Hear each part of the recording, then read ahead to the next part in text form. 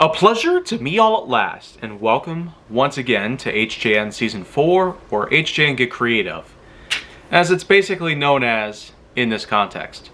What I have here for the next subject in line for Get Creative is none other than the Chock. And I'm not necessarily talking about the chalk that you write on a chalkboard, but the kind of chalk that's used to chalk various components, including wheels of certain cars in order to prevent them from rolling downhill. That type of chalk, with an O. Basically speaking, the chalk is in fact a device, and it can be made out of various materials from metal, rock, and plastic, and it can also be shaped and contoured in various different ways to correspond with different surfaces or different types of wheels. There of course have been chalks used on various trains over the years, none of which are heavy duty and typically made to prevent these huge lumbering giant machines from rolling downhill on a certain gradient. And of course on the road and even on other terrains, or pretty much anything else that involves the usage of wheels, from dune buggies, trucks, cars, pickups, delivery vehicles, and even other things as well.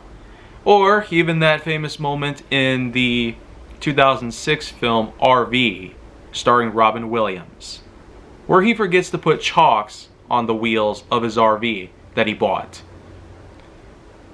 But apart from culture references and other things I could possibly come up with to kill time for this episode, the chalk still is a notable piece that is worth mentioning in the series, mainly because it could be a huge disaster if the car was left unattended to, especially if it doesn't have the kind of brakes necessary to keep it from rolling downhill. By all means. Could go into a lake, could go into a town where it could possibly cause people to be injured or killed, destruction of property, and a number of other problems. That's why chalks are indeed necessary for a number of these different procedures and ideas that could actually help save lives. So with that in mind, this is basically where I call it the day, pretty much. I call it a day. So this way, tomorrow, I can come back with a fresh new episode and a new idea for Get Creative. So I will see you guys later.